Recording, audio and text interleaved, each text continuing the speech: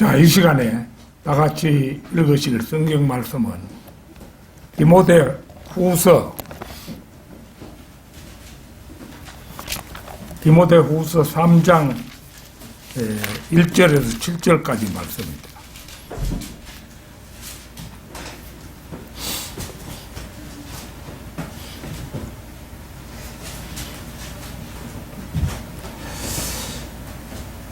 디모데후서 3장 1절에서 7절까지 말씀 다 찾으신 줄 알고 받들어 읽겠습니다.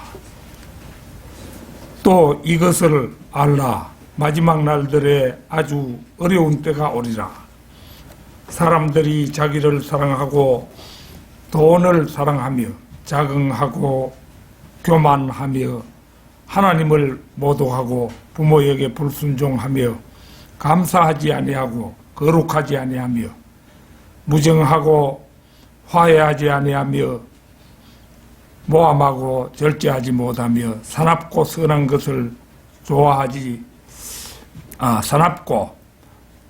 것을 좋아하지 아니하며 배반하고 분별이 없으며 자만하고 쾌락을 사랑하는 것이 하나님을 사랑하는 것보다 더하며 경건의 모양은 있으나 경건의 능력은 부인하리니 이런 자들에게서 돌아서라.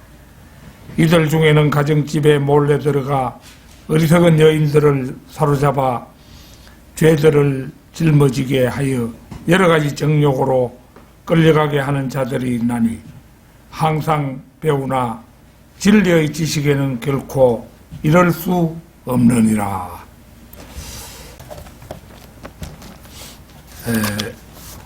오늘은 마지막 날들, 보니까 3장 1절에 마지막 날들이란 말이 나오죠. 이 마지막 날들과 바이블 빌리버의 자세, 마지막 날들과 바이블 빌리버의 자세, 이런 제목으로 말씀을 드리겠습니다. 오늘의 본문 말씀은 1900년대부터 오늘날에 적용됩니다.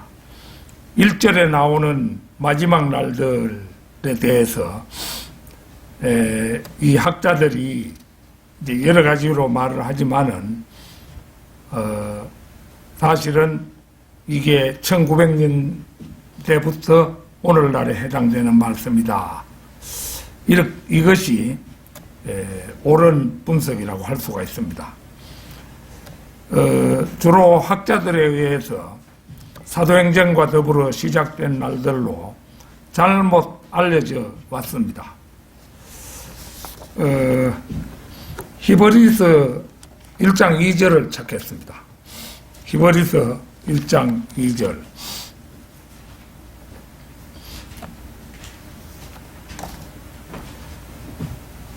이 마지막 날들에 그의 아들을 통하여 우리에게 말씀하셨으니 이 아들을 만물의 상속자로 세우시고 또 그를 통하여 그분께서 세상들을 지으셨느니라. 보는 것처럼 여기에 마지막 날들이 나오고 있죠. 이 말은 히브리서의 교리적 위치를 정확히 제시해 주는 말입니다.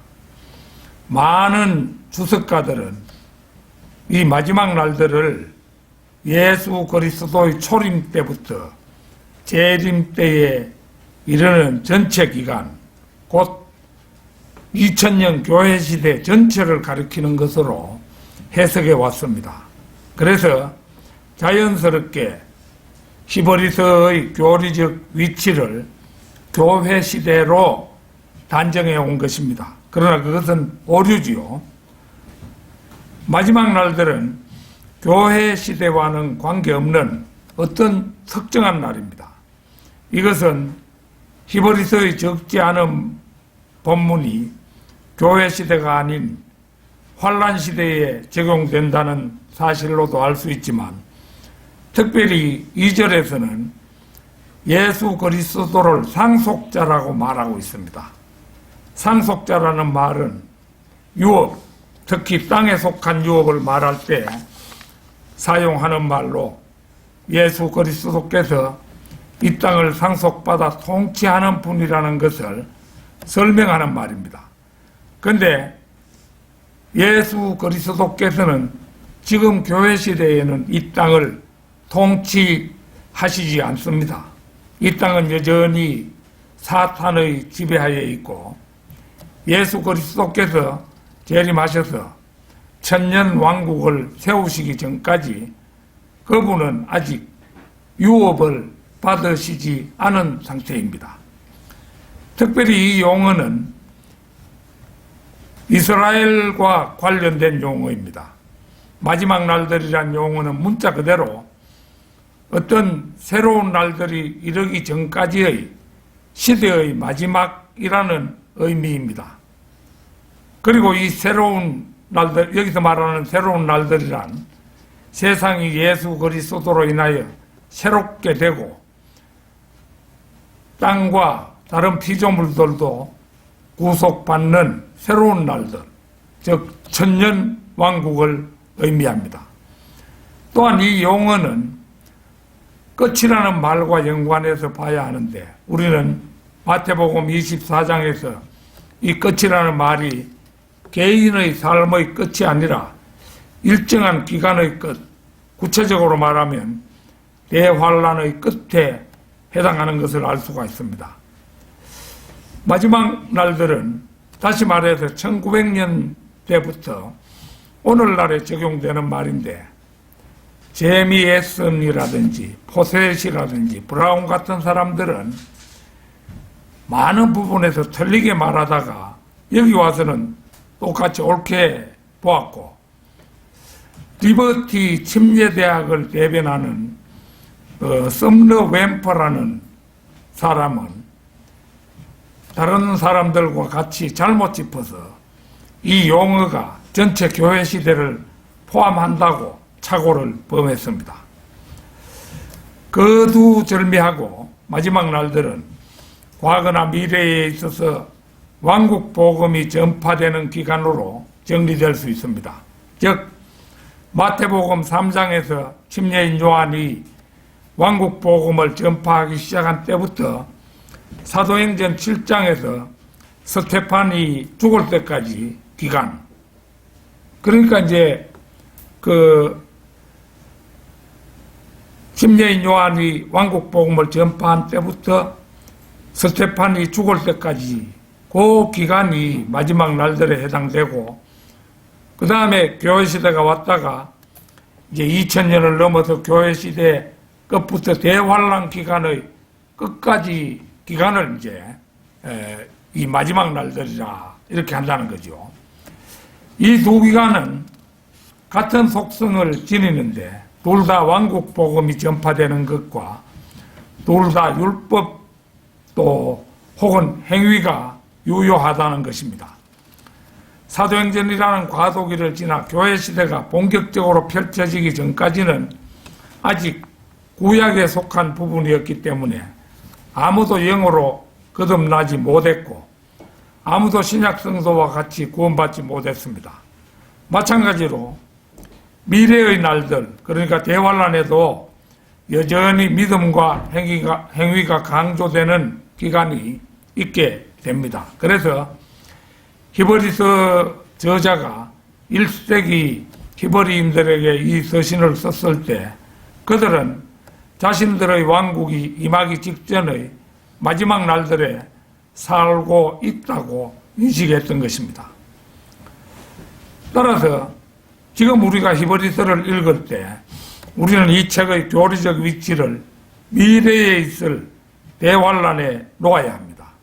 이렇게 위치를 설정하고 히브리서를 읽는다면 히브리서에 나오는 여러 난해 구절들을 쉽게 이해하게 됩니다.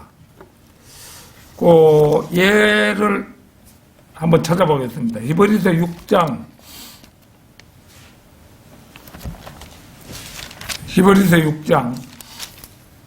4절에서 6절.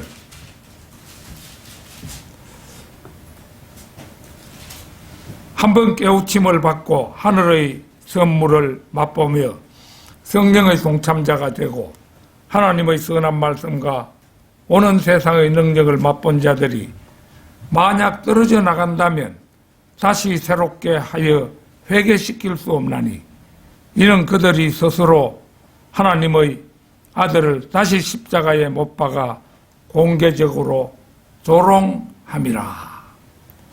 여기에 보면 이제 그 구원을 놓쳐버리는 그런 경우가 여기에 나타나고 있죠. 한번 만약 떨어져 나간다면 다시 새롭게 하여 회개시킬 수 없다. 이것은 이제 믿음과 행위가 똑같이 적용되는 그 대환란 시대에 적용되는 것인데, 이제 히브리서를 교회 시대의 가르침으로 적용하는 사람들이 엉뚱한 이제 복음을 들고 나온다 이거죠.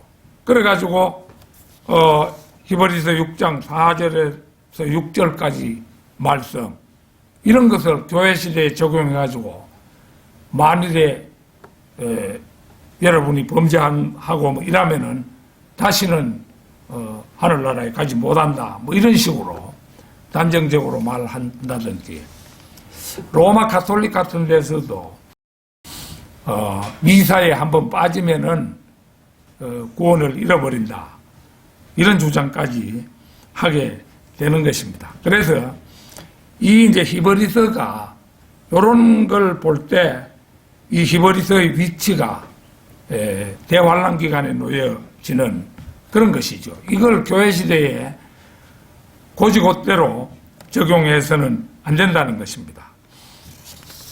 오늘의 본문 말씀이 경고하는 것은 아담의 성품으로 말미암은 근본적인 죄들이 시간이 흐름에 따라 계속 증가될 것이라는 사실입니다. 그러다가 휴거 바로 직전에 가서는 죄를 짓는 일은 모든 사람에게 일반적인 현상이 될 것입니다. 물론 이제 성경대로 믿는 사람들은 예외죠. 그 외의 사람들은 누구도 이 추세를 바꿀 수는 없습니다. 오늘 저는 적그리스도의 출현이 임박한 지금 바이블 빌리버들은 어떤 자세를 견지하고 살아야 할 것인가에 대해서 본문 말씀을 통해서 살펴보고자 합니다.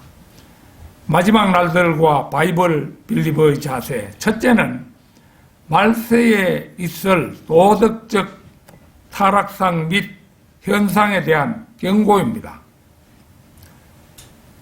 오늘 본문 말씀 2절에 사람들이 자기를 사랑하고 돈을 사랑하며 자긍하고 교만하며 하나님을 모독하고 부모에게 불순종하며 감사하지 아니하고 거룩하지 아니하며, 사람들이 자기를 사랑하고 돈을 사랑한다. 이 대목은 먼저 자기 사랑과 재물에 대한 욕심을 언급하고 있으면 이 두 가지가 모든 악의 뿌리가 되고 있기 때문입니다. 재림 전에 일반적으로 일어나게 될 뚜렷한 특징은 자기를 사랑하는 경향입니다. 인간은 만물의 척도라는 인본주의적 믿음 하에 인간은 하나님을 교정시킬 수 있을 만큼 똑똑하다는 생각을 가집니다. 그리하여 하나님께 불순종해도 상관없고 인간 자신이 스스로 자신을 신으로 만들며 자신의 타락을 조절할 만큼 똑똑하다는 그런 자만에 빠집니다. 마귀의 하수인이 된 인간들은 이사야 14장의 루시퍼처럼 하나님 위에 군림하려고 하는 것입니다. 디모데전서 6장 10절 한번 찾겠습니다. 디모데전서 6장 10절.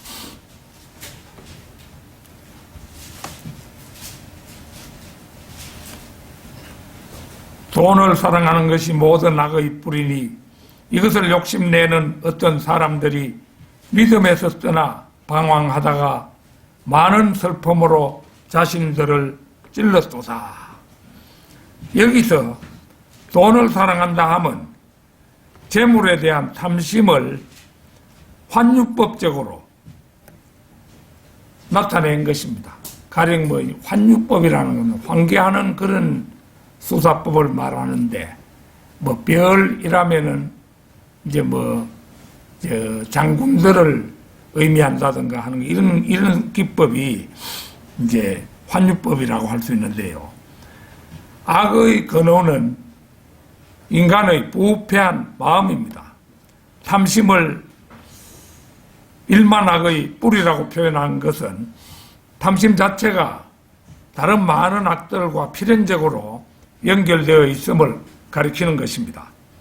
즉 탐심 때문에 다른 사람을 속이는 부당한 방법을 사용하거나 상대방을 미워하고 시기하는 등 악한 일의 동기가 되기 쉽다는 것입니다.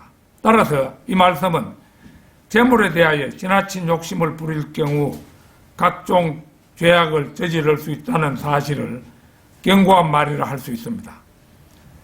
자긍하고 교만하며, 자긍하고는 지나치게 스스로를 자랑하는 것을 가리키고, 이건 이제 사람의 본질이라고 할 수 있죠. 우리 고향에서도 자랄 때 많이 느껴보았지만은 일반적으로 이제 어떤 사람을 두고 저 사람은 좀 모자라는 사람이다, 마을에서 전체 그렇게 알려져 있는 사람도 가만히 그 사람하고 얘기를 해보면은 자기가 제일 똑똑하다고 그렇게 말을 하는 거예요. 그런 거 보면은 사람에게는 근본적으로 자긍하는 마음이 뿌리에 가지고 있는 거죠. 교만하며, 이건 상대방을 멸시하며 자신의 우월성을 과시하는 것을 말합니다. 하나님을 모독하고 부모에게 불순종하며, 하나님을 모독하고는 하나님과 관련하여 하나님의 이름을 헛되이 사용하는 것을 말합니다. 하나님의 권위를 업신여기는 것도 이에 해당합니다. 이것은 이웃과 친구에게 악담과 저주의 말을 퍼붓는 것도 포함합니다. 교회 목사도 얼마나 알곡이 있느냐 보다는 출석 인원이 많은 것을 자랑합니다. 결국 그들은 얼마나 죄를 짓고 하나님을 모독했는지, 자기 의가 얼마나 대단했는지를 자랑합니다. 사람이 이제 또 일단 죽으면은 그 사람을 미화하는데 그 사람들이 익숙해진 것을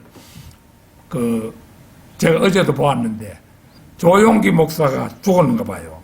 86세에 뭐 죽었다 이러는데 둘째 아들이 자기 아버지에 대해서 말하는 거예요. 조용기가 교회 재산을 수백억을 뒤로 빼돌려 가지고 여러 가지 일을 하고 기업체를 만들고 했다는 거 다 알려져 가지고 교회에서 고발을 당해 가지고 법정에서 유죄 판결까지 받았잖아요. 그 둘째 아들이 국민일보 이제 회장인데, 둘째 아들이 우리 아버님은 교회만을 위해서 살았고 자나깨나 교회만을 염려했고 뭐 이래서 하면서 온갖 좋은 말을 다 갖다 붙이는 거예요. 그래 내가 들으면서 듣다가 막 다른 곳으로 돌렸습니다만은, 이게 이제 자기 아버지 온갖 부조리를 저지른 그런 인물인데도 불구하고, 물론 자식이니까 그럴 수밖에 없겠지만 아주 아버지를 미화해가지고 그렇게 얘기하는 것을 보았습니다. 그게 세상이에요. 그뿐이 아닙니다. 자신의 머리가 얼마나 좋은지, 자신이 얼마나 하나님의 말씀을 신랄하게 비평했는지를 모두 포함합니다. 부모에게 불순종하며 말세에 나타나게 될 또 하나의 타락상 중 하나는 부모의 권위에 대한 이유 없는 거역입니다. 성경은 자녀들에게 주 안에서 부모를 공경하고 순종하라고 가르치고 있는데 그 이유는 부모가 하나님의 대리자로서 한 가정을 책임 맡고 있기 때문입니다. 이제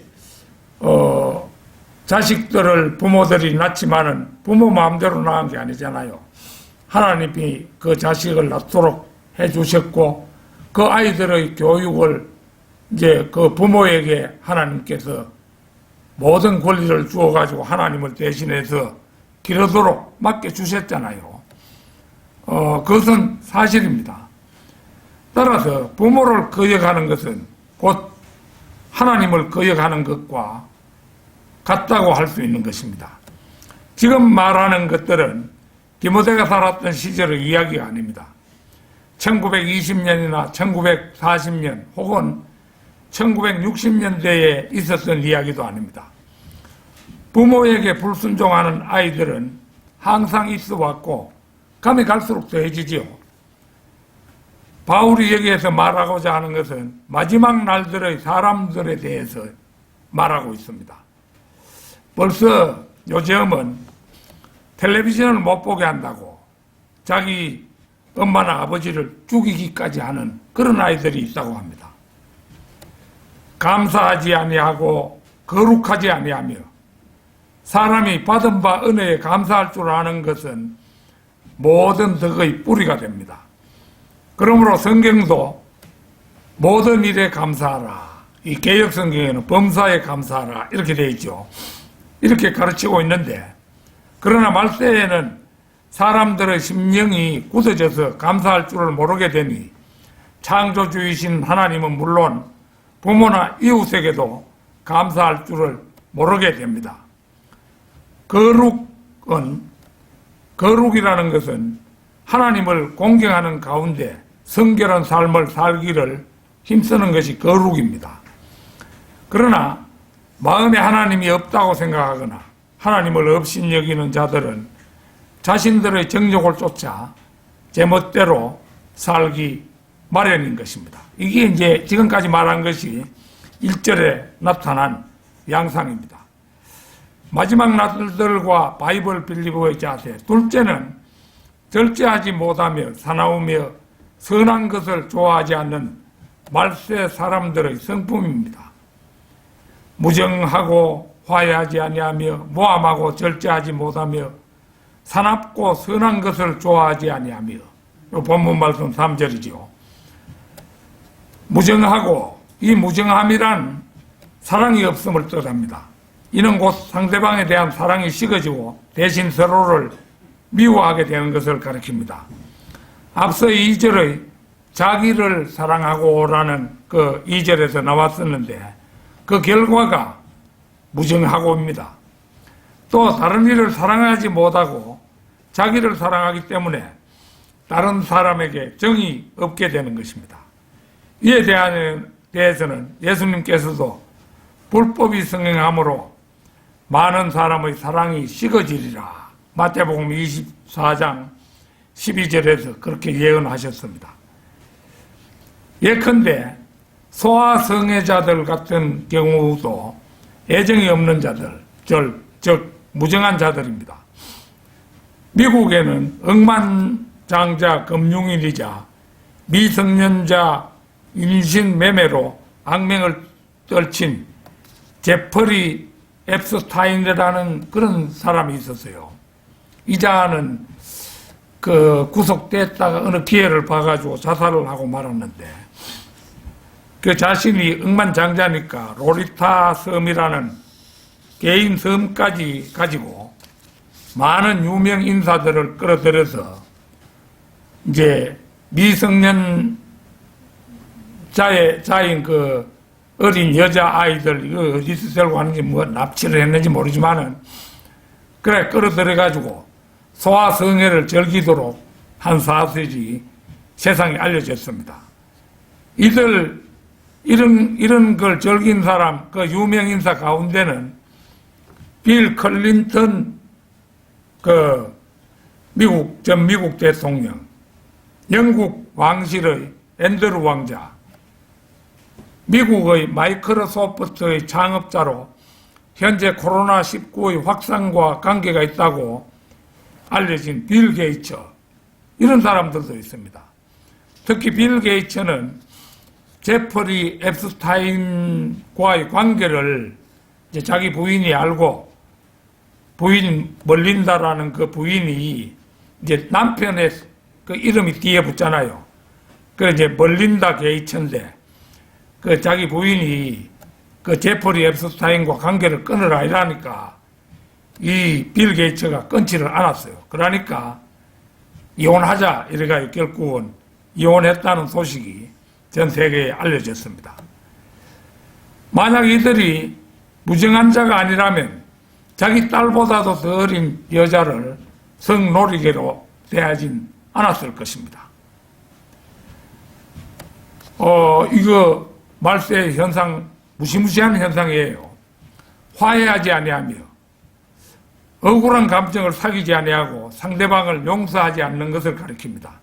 이 역시 지나친 자기 사랑과 집착의 결과입니다. 지난 500년간 체결된 조약들 가운데 가치 있는 것은 단 하나도 없다고 판별이 되었습니다. 1989년에 있었던 회각산 금지 조약은 지난 1000년간 교황들이 유대인을 학살하는데 지지한 바가 없다고 주장하는 것보다 더한 거짓의 향연입니다. 오늘날의 정전협정, 평화협정들은 비극을 연출하는 연극에 불과합니다. 모든 사람들의 도덕적, 윤리적 수준은 자신들의 사리사욕을 추구하는 편의주의를 넘어서지 못합니다. 우리나라의 정전협정이란 것도 약 70년의 세월이 흘렀지만 아직도 비극은 계속되고 있죠. 현재 이 나라는 대통령을 잘못 뽑는 바람에 공산화 직전에 몰려있는 것이 현실입니다. 모함하고 현재 세상은 온갖 모함들이 난무합니다. 킹제임스 성경에도 잘못된 부분이 들어있다. 성경대로 믿는 사람들은 또 하나의 이단이다. 근본주의 교회들은 정신건강에 해롭다. 아담이 먹었던 사과는 살구였다. 성경을 읽은 젊은이들은 사회에 적응하지 못한다 등의 모두 근거 없는 모함의 말들입니다. 절제하지 못하며 이것은 탐욕이나 그릇된 욕 등 또는 혈기 따위를 적절히 제어하지 못하는 것을 가리킵니다. 사람들은 음욕이 가득 찬 자신의 눈을 통제하지 못하는 것입니다. 예레미야 5장 8절 잠시 찾겠습니다. 예레미야 5장 8절.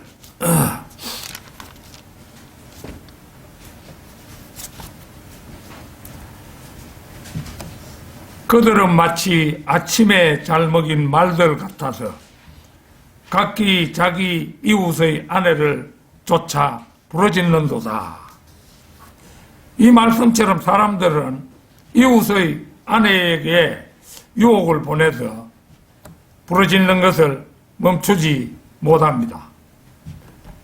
그래서 제가 이런 말 들은 것은 함에 여러 해가 지난 일인데 요즘 말이지 자기 남편 외에 애인이 없는 여자가 없다. 이런 말을 내가 들은 적이 있어요. 그런데 그건 다 그런 건 물론 아니겠죠. 근데 그런 게 그만큼 많다는 그런 얘기죠. 로마서 1장 26절에서 28절도 한번 보겠습니다.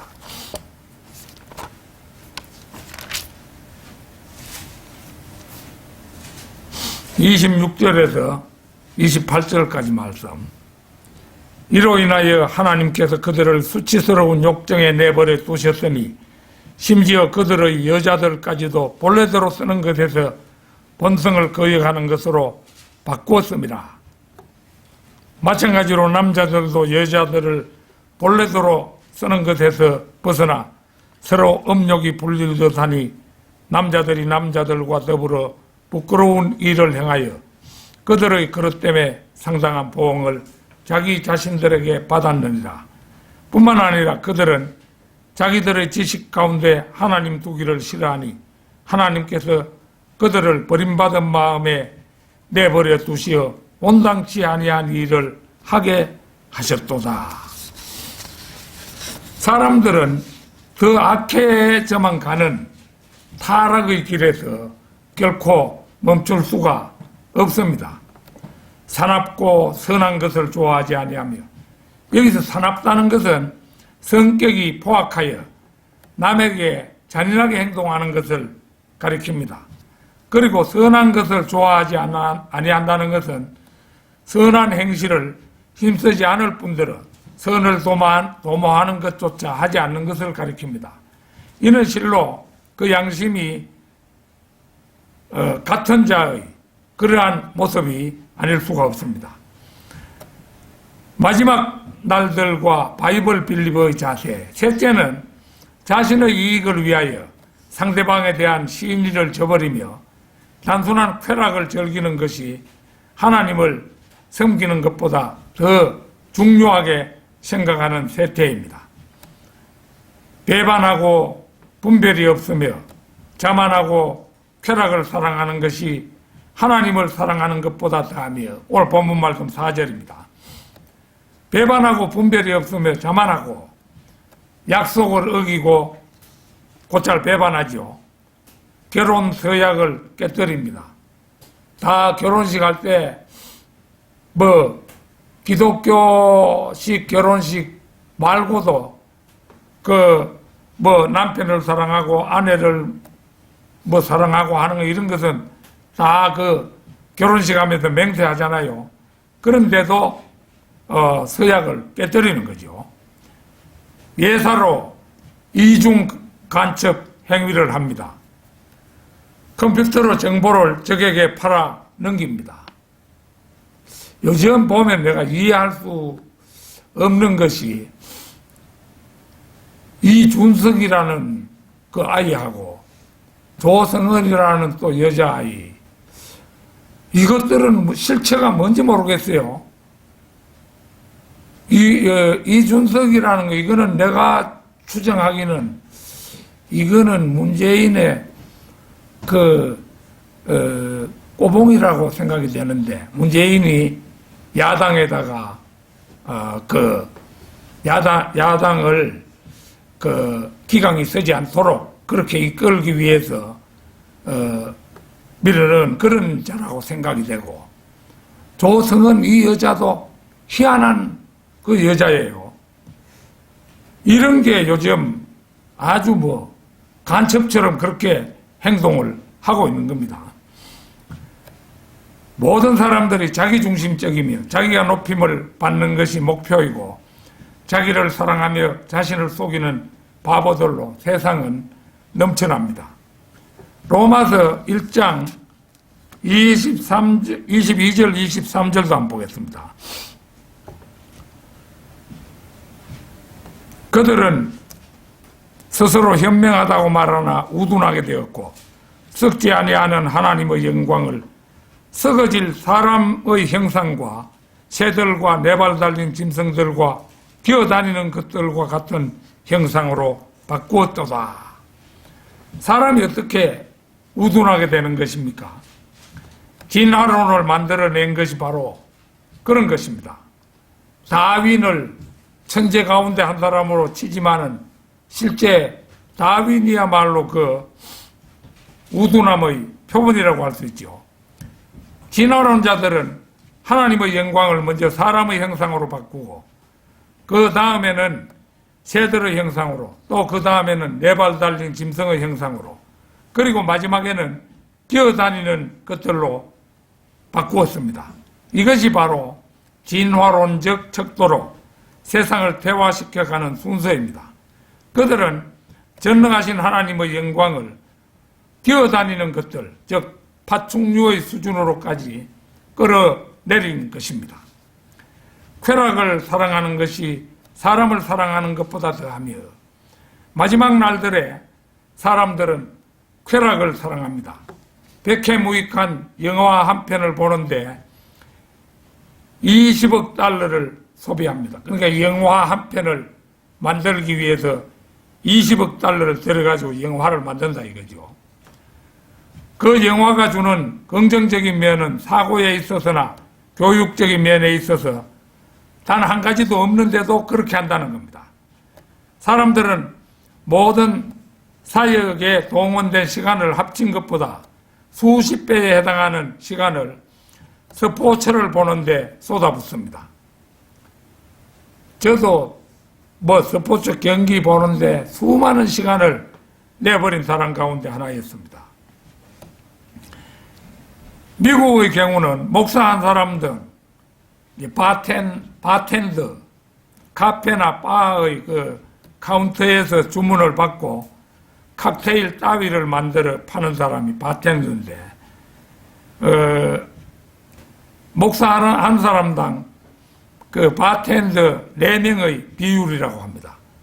주말마다 라스베가스를 찾는 사람들은 평균 4,000달러를 그곳에 버리고 간다고 합니다. 매 12분마다 한 대의 비행기가 라스베가스에 내리든지 뜨든지 한다고 합니다. 라스베가스는 돈이라는 쓰레기를 처리하는 쓰레기 처리장에 불과한 것입니다. 우리나라에도 정선의 석탄산업 사양화에 따른 대책이라는 허울 좋은 명분으로 강원랜드라는 카지노를 만들어서 공기업으로 운영하고 있죠. 그곳에 출입하다가 배가 망신한 사람들이 한둘이 아니면 이미 세상에 널리 알려졌죠. 거기에 외제 자동차를, 좋은 자동차를 사고 왔다가 돈을 다 잃고 나니까 그거를 또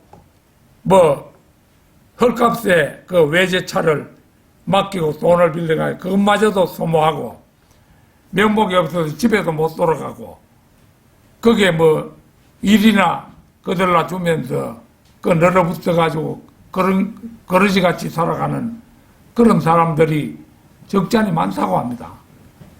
그게 현실이에요. 마지막 날들과 바이블 빌리버의 자세. 넷째는 경건의 모양만 있고 알맹이는 빠져나간 형식적 교회로부터 성별을 하라는 권면입니다. 경건의 모양은 있으나 경건의 능력은 부인하리니 이런 자들에게서 돌아서라. 오늘 본문 말씀 5절입니다. 경건의 모양은 있으나 경건의 능력은 부인한다. 이 말은 경건의 모양만 있다는 것은 외형적으로 교회 생활을 하지만은 실제로는 하나님에 대한 믿음과 구원의 확신이 전혀 없는 상태를 말합니다. 그런데 이러한 자들은 신앙을 정면으로 부정하는 것이 아니라 오히려 기독교인처럼 행세한다는 점에 주의해야 합니다. 따라서 이들은 종교적인 형식을 갖춘 자들이나 실제로는 세상과 쾌락을 사랑하는 자들인 것입니다. 예배드리는 그 장소에는 피아노도 있고 강단도 있고 오르간도 있는데 정작 성령께서는 계시지 않습니다. 화려한 성가대도 있고 강단에서 성경을 손에 들고 흔들며 제스처를 취하는 목사도 있고 휘황찬란한 조명 아래 두 손을 높이 들고 열광하는 회중도 있는데 정작 하나님이 그 안에 계시지 않습니다. 사람들이 만든 조명, 사람들이 만든 TV 카메라, 꾸며낸 웃음, 꾸며낸 악수, 꾸며낸 설교와 조화를 이룹니다. 물론 이들은 온갖 좋은 말들을 할 줄 압니다. 하나님께 영광을, 주를 찬양하라, 하나님께서 복 주시기를. 좋으신 하나님, 모든 영광을 주님께 서로 나눕시다. 서로 돌봅시다. 이렇게 겉은 번지르르 하나 정작 이들의 마음은 죽은 사람처럼 싸늘합니다. 이들에게는 거리에서 설교할 능력이 없습니다. 이들에게는 바티칸 조직이 잘못된 것이라고 소리 높일 능력이 없습니다. 이들에게는 새로 나오는 성서들이 잘못된 것이라고 말할 수 있는 능력이 없습니다. 이들에게는 그리스도를 위해 바보가 될 용기도 거짓말하지 않을 능력도 없습니다. 이들에게는 정치 참여를 중단할 능력도 타협하지 않을 능력도 없습니다. 이들에게는 구원받지 못한 의사들, 변호사들, 부자들에게 지옥에 갈 것이라고 말할 수 없는 능력도 없습니다. 이들이 가진 능력이래야 고작 담배를 끊는 능력, 술을 마시지 않을 능력, 춤추지 않을 능력, 이런 정도뿐인 것입니다. 이런 자들에게서 돌아서라. 성경은 이런 껍데기만 남아있고 알맹이가 없는 자들로부터 돌아서라고 권면합니다.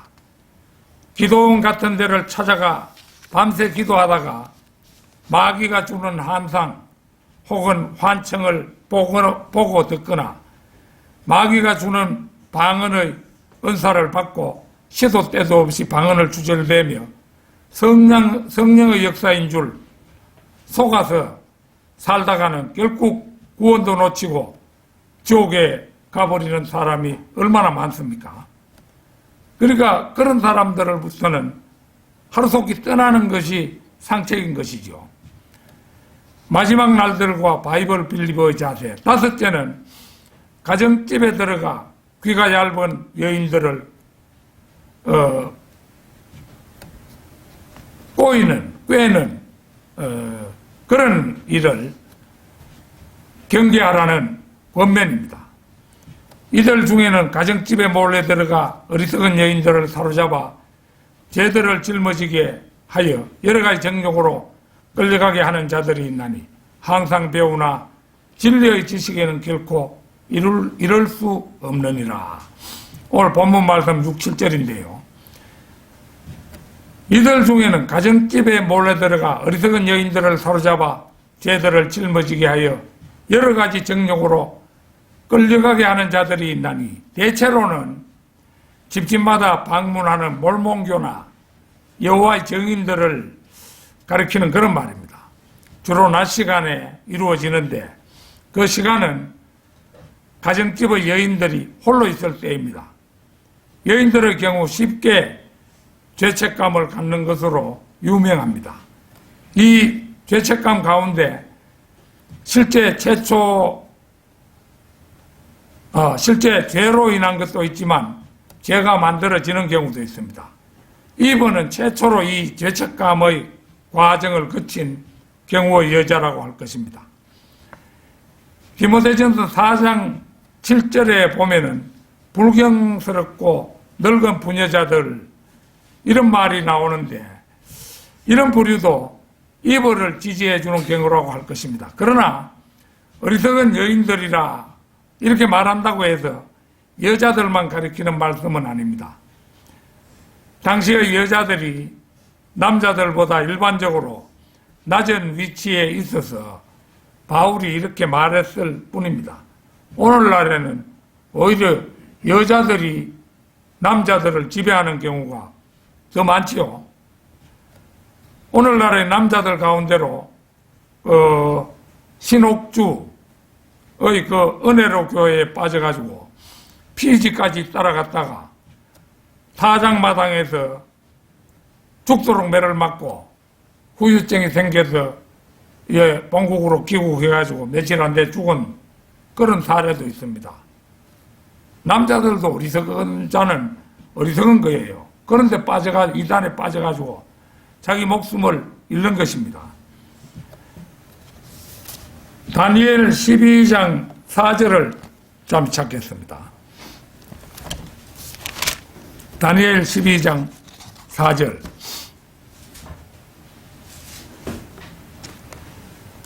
그러나 너 다니엘아, 마지막 때까지 그 말씀을 듣고 그 책을 봉하라.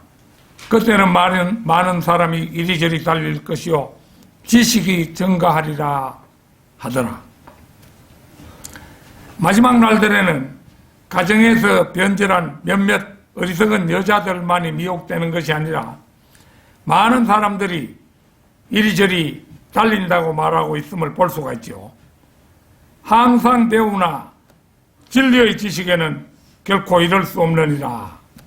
예, 오늘 본문 말씀 7절이죠. 본문에서 말하는 대상은 항상 배우는 사람들, 즉 학자들, 성경을 가르치는 교수들, 교사들이 총망라됩니다. 헬라어 학자들은 원어 연구에 50년을 쏟아부었지만 히브리서 8장 8절에서 12절의 상황이 천년왕국 때를 가리키는 줄을 모릅니다. 히브리어 학자들은 원어 연구에만 60년을 보냈어도 욥기 41장의 리비아단이 그 정체가 뭔지를 모릅니다. 우리 얼마 전에 리비아단 그거 봤죠? 리비아단은 마귀 아닙니까? 사탄. 그런데 이 히브리어 원어 연구에 60년을 보내고도 리비아단이 뭔 줄을 모르는 거예요. 그래가지고 그 많은 성경들에 뭐 아그니, 하만이 이런 헛소리나 하고 있는 거죠. 신학대학에서 가르치는 성경학자들은 존경받으며 밤낮으로 책들을 읽는 사람들이지만 영적 할례가 무엇인지를 모릅니다. 그뿐이 아닙니다. 학자들은 일주일에 50 내지 60시간을 우주의 비밀을 풀고자 애써 연구하지만 우주를 담고 있는 그릇이 기품이라는 물인 줄을 모르고 있습니다. 우리가 이제 창세기 1장 6절 7절 거기에서 이제 최초의 홍수에서 지구가 물속에 침몰해 있었는데 지구를 중심으로 우주 공간이 생겨나면서 물들이 양사방으로 몰려가서 벽이 되었다는 사실을 우리 다 알고 있잖아요. 그런데 그러니까 우주를 담고 있는 그릇이 그 기품이라는 물인데 이 우주 끝에 뭐가 있는지도 이 과학자들에게 천문학자니 하는 이런 사람들은 그것도 모릅니다.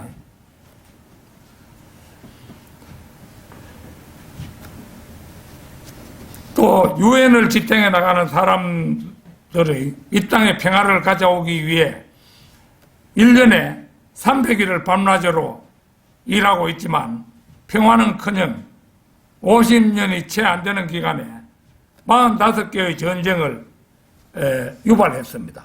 유엔이 세계 평화를 위해서 만들어진 그 기구가 오히려 45개의 전쟁을 유발했다는 것은 역설적이죠.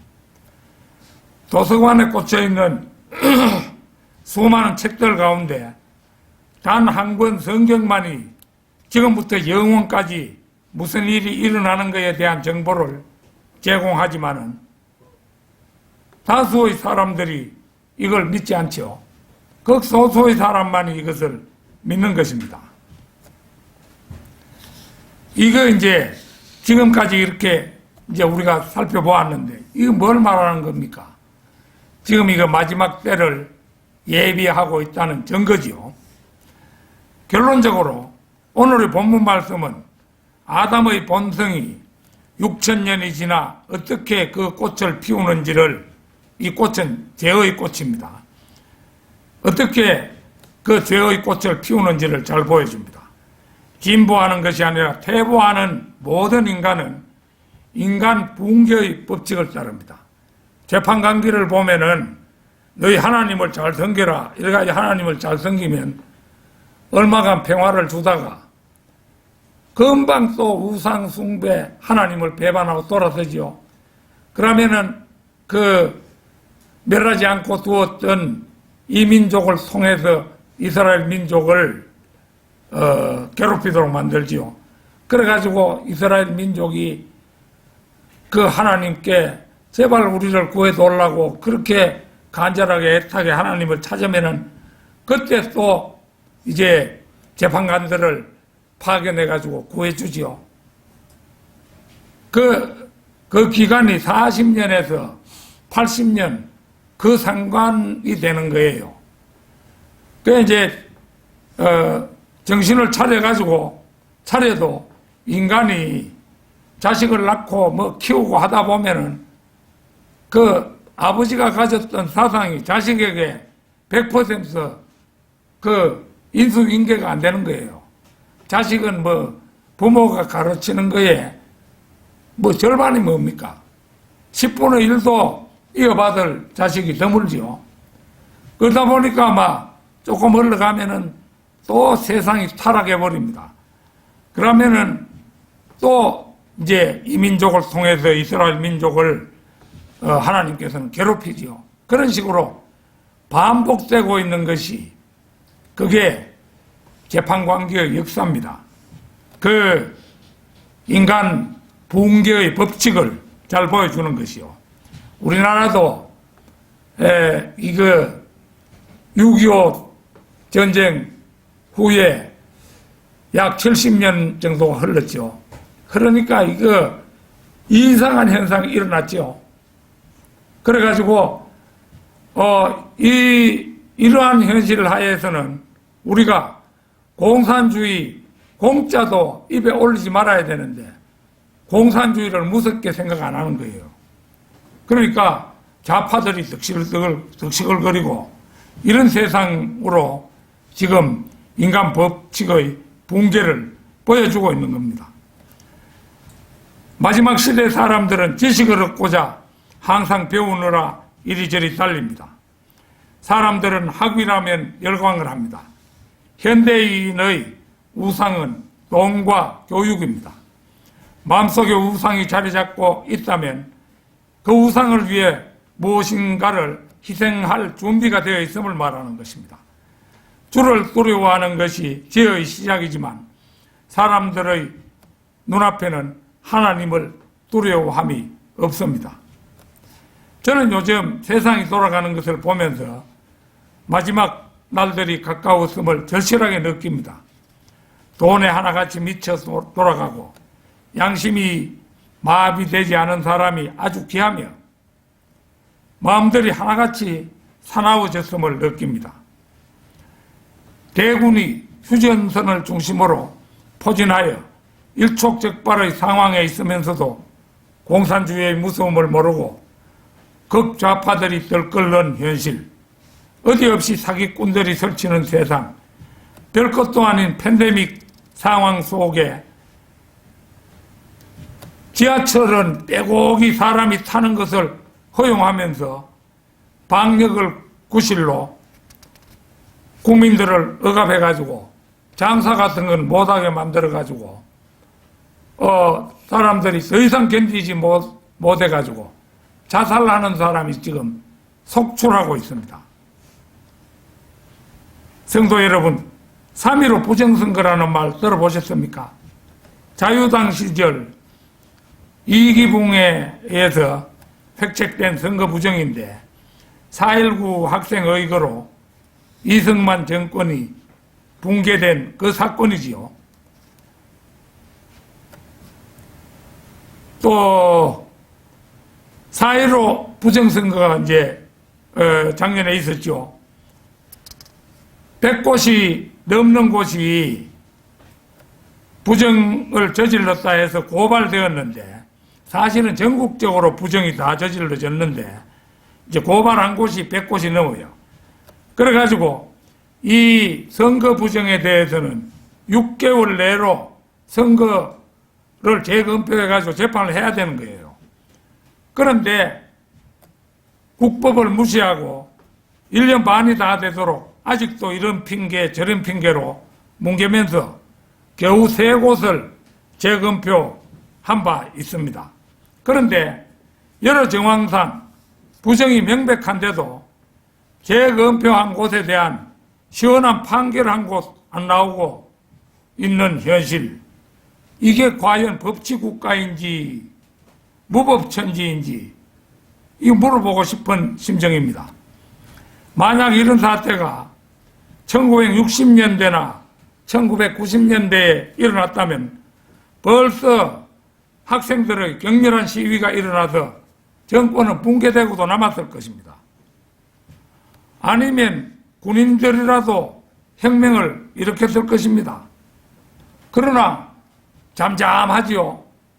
이게 문재인의 그 다스리는 방법이 아주 독특해가지고 사람 짐 빼는 데는 아주 도 같은 그런 집단이에요. 이 얼마나 답답한 현실입니까? 그 여기에 우리에게 어떤 희망이 있는 것이 절대 아닙니다. 그런데 왜 이런 일이 일어나고 있는가를 저는 요즘 디모데후서 3장에서 절실하게 깨닫습니다. 또 이것을 알라. 마지막 날들에 아주 어려운 때가 오리라. 사람들은 개인의 소소한 이해 덕실에는 분노하지만 국가적 큰 부정에는 공산주의가 돼도 상관없다며 눈을 아주 감는 무기력에 웬만큼 길이 들어버리고 말았습니다. 그리고 이것이야말로 적그리스도의 출현이 가까운 증거라고 생각이 됩니다. 사람들을 이렇게 투쟁하고 이런 사람들이 있으면 적그리스도가 출현할 수 없잖아요. 그러니까 사람들의 길을 다 죽여가지고 시키면 시키는 대로만 하는 이런 인간 중심의 사회가 되어야 그게 적그리스도가 출현할 수 있는 세상인 것입니다. 요한계시록 12장 12절 끝으로 찾겠습니다. 요한계시록 12장 12절.